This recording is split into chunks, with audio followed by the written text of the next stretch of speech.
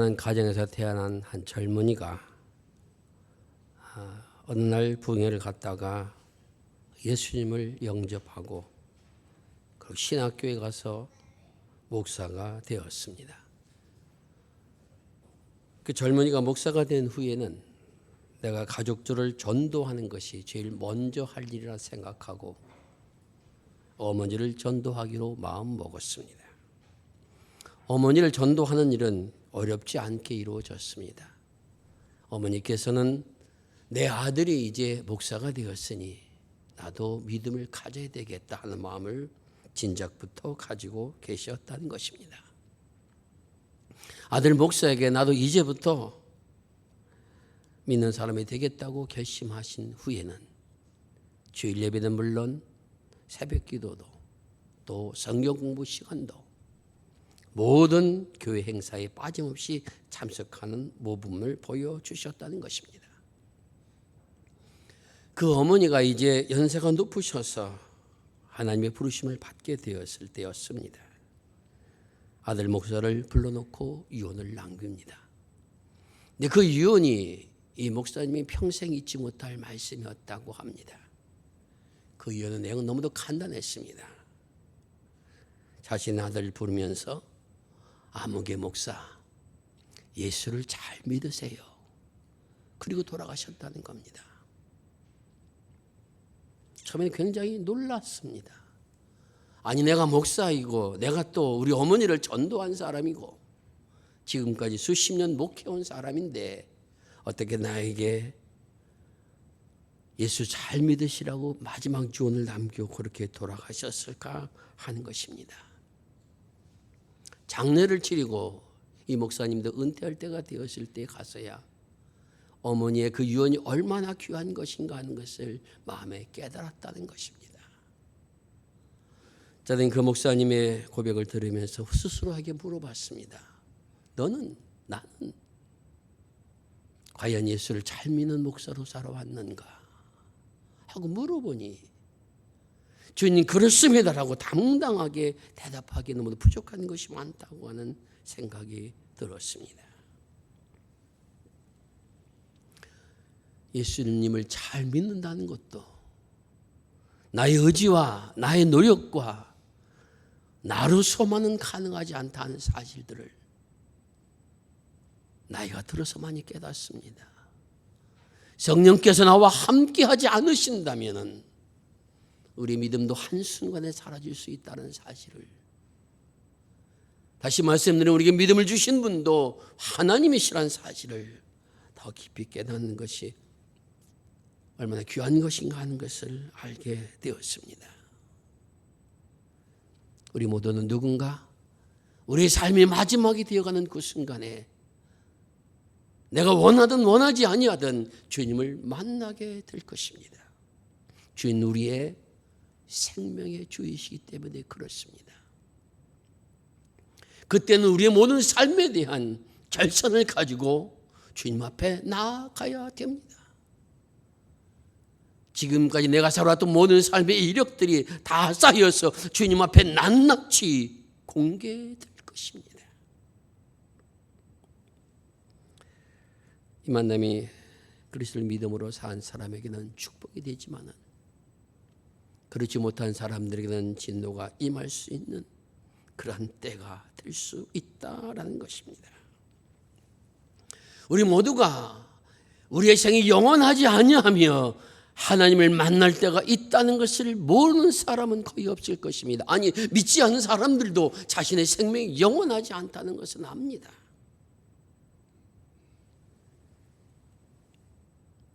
우리에게 주어진 생이 있다는 것은 이제 우리의 생을 진실로 주님을 만날 때 어떠한 만남을 가져야 될 것인가를 생각하며 준비하는 그 인생 기간이 우리의 믿음의 생의 길이라는 것입니다.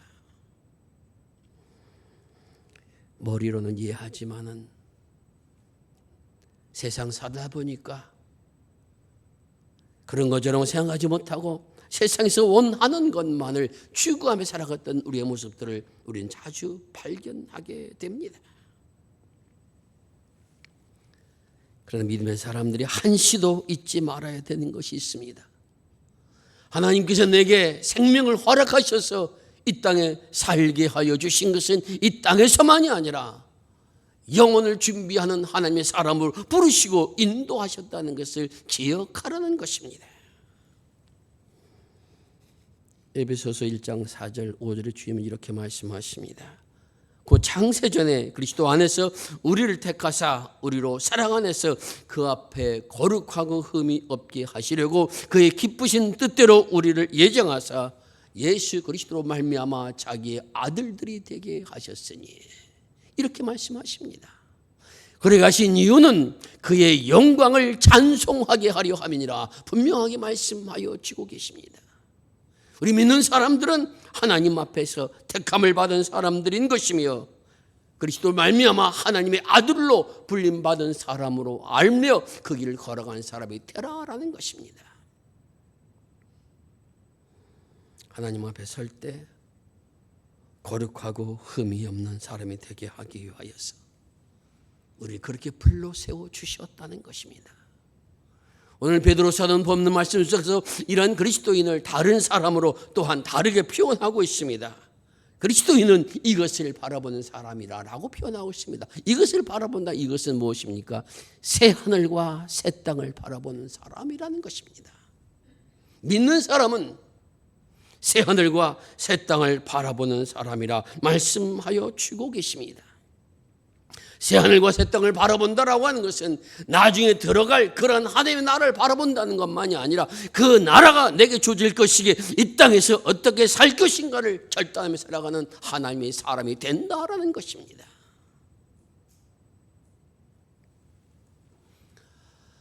사람은 그 눈이 무엇을 보느냐에 따라 그 인생이 많이 결정됩니다. 어느 것을 내 귀하게 여기느냐, 그것을 내가 바라보느냐, 그것에 따라서 그 인생이 많이 결정됩니다. 목회자의 눈에는, 목사의 눈에는 어느 곳에나 교회의 십자가가 많이 보입니다. 그렇게 살아왔기 때문에 그렇습니다. 어떤 곳에 가서도, 어느 지방에 가서도 여기 교회가 있는가 하는 것을 살피는 것이 마치 그냥 저절로 나오는 것 같은 것이 되어버리고 있습니다. 제가 목회자로 살아왔기 때문에 그렇습니다. 여러분이 만약 경제 전문가로 산다고 하면 매일같이 일어나는 정치의 문제라든가 이런 것에 내가 뭘 하지 않아도 거기에 마음이 갈 수밖에 없을 것입니다. 날마다 그것만 바라보고 살아가기 때문에 그렇습니다. 그리스도는 어떠한 사람인가? 새 하늘과 새 땅, 하나님께서 예비하시는 그런 나라를 믿음으로 바라보기에 이 땅에서 어떻게 살 것인가를 날마다 결단하며 살아가는 사람들이 바로 그리스도인이라는 것입니다. 이렇게 살아가는 사람들이 그러므로 가장 힘써야 될 것이 무엇인가? 오늘 베드로 사도는 두 가지의 단어로 우리에게 하나님의 말씀을 전합니다. 그것은 점과 흠이 없어야 된다라는 겁니다. 점과 흠이 없다라고 하는 그런 말씀은 점도 없고 흠도 없이 평강 가운데 나타나기 힘쓰라, 이렇게 명령하여 주고 있습니다. 점이라고 하는 것은, 그것은 하나님 앞에 어떤 제물을 드릴 때 그 제물에 상처가 났거나 혹은 어디가 부러졌거나 어디가 삐뚤어졌거나 잘못된 것은 이러한 것을 의미합니다. 그런 것이 되지 않도록 하라는 것이며, 흠이라는 것은 내가 다른 사람들 앞에 비난받을 행동을 하지 말라는 의미로서 비난받지 않는다라는 겁니다. 이 점도 흠도 없다라는 것은 말이나 행동에 있어서 하나님의 거룩한 사람이라고 이야기하기 부족함이 없는 그러한 길을 걸어간 사람이 되라라는 것입니다. 새하늘과 새 땅을 바라보는 사람에게 점과 흠이 없다는 것은, 그러므로 점과 흠이 있는 사람은 새하늘과 새 땅을 들어갈 수 없다라고 하는 말씀도 이 속에 담겨져 있습니다. 점도 흠도 없이 평강 가운데 나타나길 힘쓰라. 이 평강 가운데 나타나라는 이 말씀은 하나님의 나라가 임할 때, 하나님의 나라가 역사하실 때 그때 점 있고 흠이 있고 그런 것이 있다라고 하면은 하나님 나라에 합당한 생명으로 지음받지 못한다라는 것입니다. 그러므로 새하늘과 새 땅을 바라보는 사람이라고 하면은 점도 없고 흠도 없이 거룩한 사람으로 살아가기를 힘쓰라라고 그렇게 명령하여 주고 계십니다. 마치 거울을 바라보면서 내 얼굴에 혹시 잡티가 없는가를 살피는 그러한 배우처럼 그런 모습으로 내 심령에, 내 생각에, 내 행동에 하나님 보시기에 좋지 못한 얼룩은 없는가 하는 것을 날마다 살피면서 걸어가는 사람이 바로 새 하늘과 새 땅을 바라보는 사람이 가야 할 길이라고 하는 것을 우리에게 말씀하여 주고 있습니다. 우리가 알고 있는 윤동주 시인의 서시를 여러분 다 아실 겁니다. 죽는 날까지 하늘을 우러러 한 점 부끄러움이 없기를 입새에는 바람에도 나는 괴로웠다. 별을 노래한 마음으로 모든 죽어가는 것들을 사랑해야지. 그리고 나에게 주어진 길을 걸어가야겠다. 오늘 밤에도 별이 바람에 스치운다. 하늘을 바라보면서 한 점 부끄러운 인생을 살고자 노력했던 이 시인의 고백과 그 마음이 이 시 속에 그대로 담겨져 있습니다. 그러나 문제는 오늘 우리들에게 과연 점과 흠이 없느냐라는 겁니다. 여러분, 나는 하나님 앞에 한 점 부끄러운 사람이다라고 자신이 얘기할 사람이 있습니까? 하나님의 나라 새 하늘과 새 땅은 바로 점과 흠이 없는 사람이 들어간다고 그랬는데, 그런데 모든 믿음을 가지고 지금 살아왔다 할지라도 점과 흠이 있다면 어떻게 될 것인가라는 것입니다. 오늘 베드로 사도는 우리에게 이렇게 하나님의 말씀을 전합니다. 그리스도의 오래 참음이 구원에 되는 줄을 너희가 알지 못하느냐라고 묻고 있습니다. 무엇을 말씀하고 있습니까? 내가 점 있는 사람입니다. 흠 있는 사람이다. 도덕적으로 완전치 못한 사람이다. 불의한 것이 있는 사람이다. 잘못된 생을 가지고 사는 사람입니다. 하지만 그리스도께서 나를 받으셔서 나를 새롭게 하신다는 믿음을 가졌기에 난 하나님 앞에 나아간 사람입니다. 그리스도의 보혈로 씻음을 받는 은혜 가운데 거한 사람입니다. 이러한 믿음을 고백으로 주님 앞에 나올 때까지 주님은 길의 우리를 참아주신다라는 것입니다. 점도 흠도 없다는 것은 완벽해서 아무것도 없다는 그런 의미로서가 아니라 비록 점과 흠이 있어도 예수께서 그 점과 흠을 치유하여 주셔서 그 날에 합당한 생명으로 빚어가는 은혜를 알기에 그 은혜 가운데 들어가는 사람, 그 은혜를 사모하는 사람, 그렇게 살아가는 사람이 바로 새 하늘과 새 땅을 바라보는 사람이라고 하는 것입니다.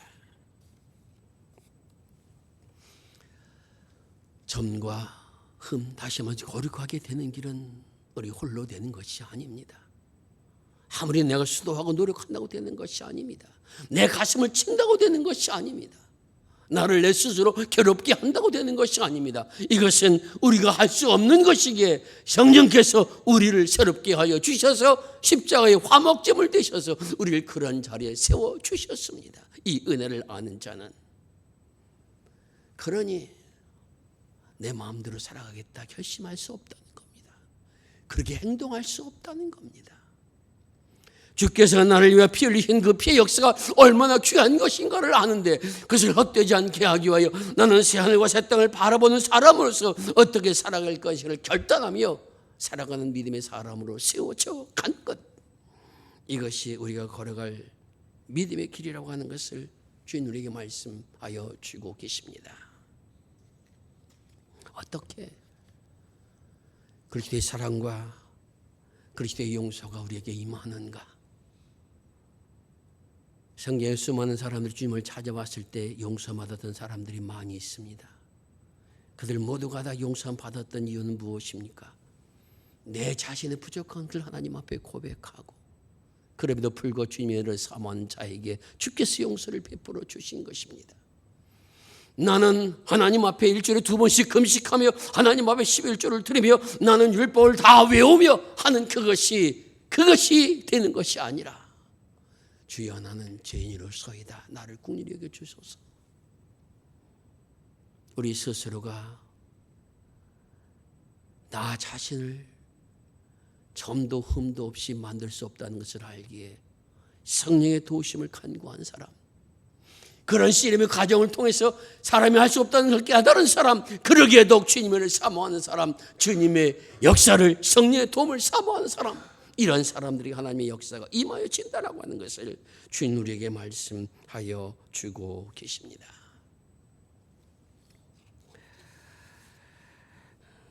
사랑하는 성도 여러분, 주께서 오늘 우리들을 그런 은혜의 자리에 세워주셨습니다. 그 길을 걸어간다는 것은 그렇게 쉬운 길만은 아닙니다. 그 길 속에서 내 자신을 부정해야 되는 아픔이 있고, 내 자신의 삶의 모든 것들 때로는 하나님 보기에 온전히 못하는 것을 버려하고 포기하는 그러한 것도 있습니다. 하지만 그 길을 우리를 불러주신 주님께서 우리를 고통과 아픔으로 몰아가게 하기 위해 불러주신 것이 아니라 거기에서 하늘에 참된 기쁨을 맛고 오고 믿음의 생명들이 가는 길이 얼마나 귀한 것인가 하는 사실을 깨달으며 그곳에 영원한 생명이 주어진다는 것을 알기에 그 길을 걸어간 사람, 이것이 믿음의 사람이 걸어갈 길이라고 하는 것입니다. 베드로 사도는 이것을 통해서 우리에게 이렇게 하나님의 말씀을 전하고 있습니다. 세상에는 억지로 성경을 풀다가 멸망한 사람들이 많이 있다. 이 억지로 성경을 푼다는 것이 무엇입니까? 자기 식대로 내 마음에 맞는 대로 그렇게 말씀을 내 마음대로 해석한다라는 의미입니다. 하지만 하나님의 말씀은 우리가 모르는 것도 있습니다. 다 깨닫지 못하는 것도 있습니다. 여러분이 40년, 50년, 60년 그렇게 신앙생활을 했다고 창세기에서 시작해서 요한계시록까지 나오는 말씀의 의미를 다 아는 사람이 과연 어디 있습니까? 아무리 많은 신학자도 많이 배운 사람도 다 깨닫지 못합니다. 하나님께서 깨닫게 하시고 보여주게 하시며 역사하여 주셔서 우리는 그 말씀 앞에 순종하도록 그 말씀이 우리에게 주어졌다는 겁니다. 내가 나 알지 못해도 하나님은 선하신 분이시며 나에게 생명을 인도하는 분이시며 나를 사랑하셔서 그리스도를 보내주신 분이 나는 다 깨닫지 못합니다. 다 알지 못합니다. 그럼에도 불구하고 하나님을 내가 믿기에 이 말씀 앞에 순종합니다. 이것이 성경을 대하는 믿음의 사람들의 또한 태도여야 하는 것입니다. 그러지 아니하고 내가 원하는 대로 내가 뜻하는 대로 성경을 해석하고 그렇게 해서 사람들을 미혹하고 자기 욕심을 채우는 이단들이 지금도 활동하고 있지 않습니까? 새로운 세계가 열린다고 얼마씩 종말이 임한다고 그러니 자신의 모든 재산을 포기하고 돌아오라. 그 포기한 재산들을 자신이 가져가는 이러한 거짓 선지자 예언자들이 그리스도가 오신 이후로 계속해서 이 땅은 있어 왔다라는 것입니다. 오늘 그런 것에 미혹당하지 말라고 주님 말씀하십니다. 그리스도가 내게 주신 말씀 앞에 굳건하게 서서 흔들리지 않고 그러한 길을 걸어간 사람이 되라는 것입니다. 우리의 모든 것이 부족하고 연약하다 할지라도 그리스도께서 나를 위하여 십자가에서 희생하심으로 나를 구원해 주셔서 이 믿음에서 떨어지지 말라라는 것입니다. 구원은 나의 능력과 나의 은혜와 나의 지식으로 오는 것이 아닙니다. 하나님의 은혜로 주어지는 것입니다. 그 은혜의 깊이를 아는 것이 우리의 믿음에 성숙해 나가는 그러한 길입니다. 그래서 주님께서는 우리에게 이렇게 말씀하십니다.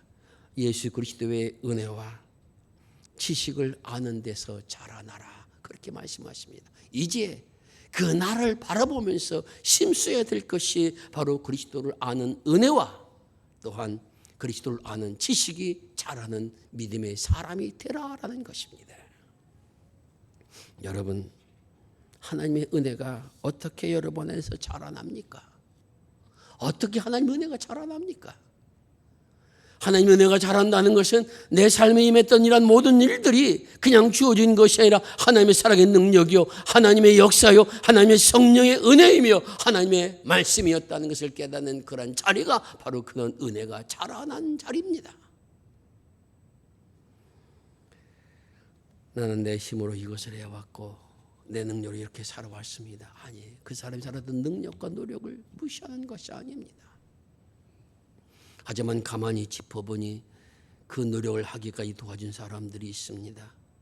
하나님께서 예비하신 사람들을 보내주셨습니다. 이런 사람을 만나게 해주셨습니다. 때로는 이러한 도움의 손길을 베풀어 주셨습니다.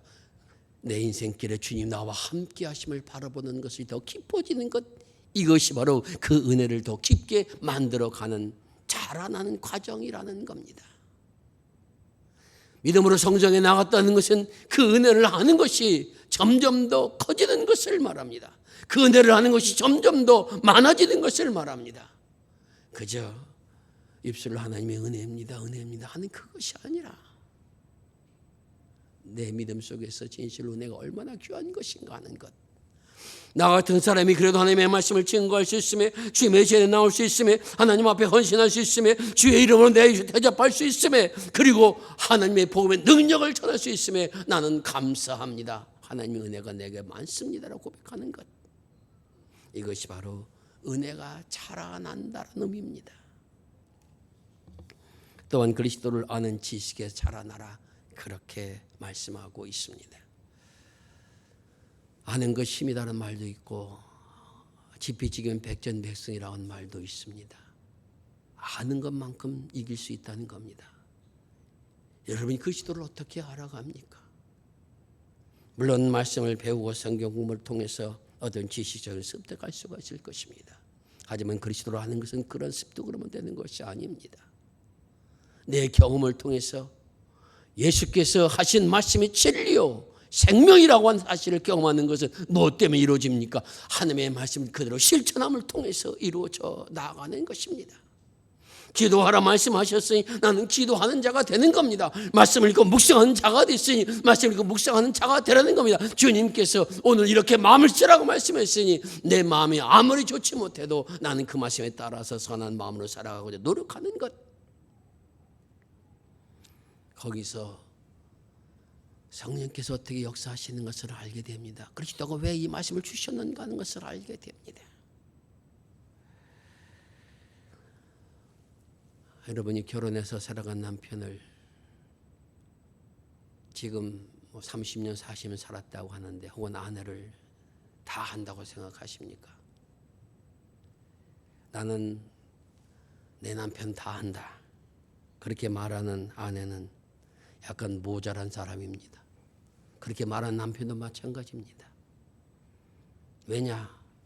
사람을 다 할 수 있는 것은 사람에게 주어지지 않았다는 겁니다. 물론 다른 사람보다 많이 할 겁니다. 어떻게 많이 합니까?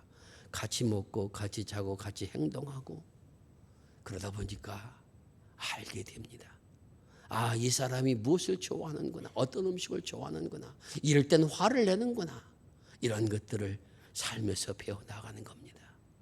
믿음의 삶 속에서 예수 그리스도를 아는 지식이 자란다는 것은 하나님의 말씀을 이렇게 행동해보고 이렇게 또 해보고 때로는 참아 견뎌보고 그 말씀을 내가 한번 씹어서 그 말씀의 의미를 깨달아보고 그렇게 행동해보니 그 말씀의 능력이 무엇인가 하는 것을 내가 아는 것, 이것이 바로 그리스도의 믿음이 자라나간다는 의미인 것입니다.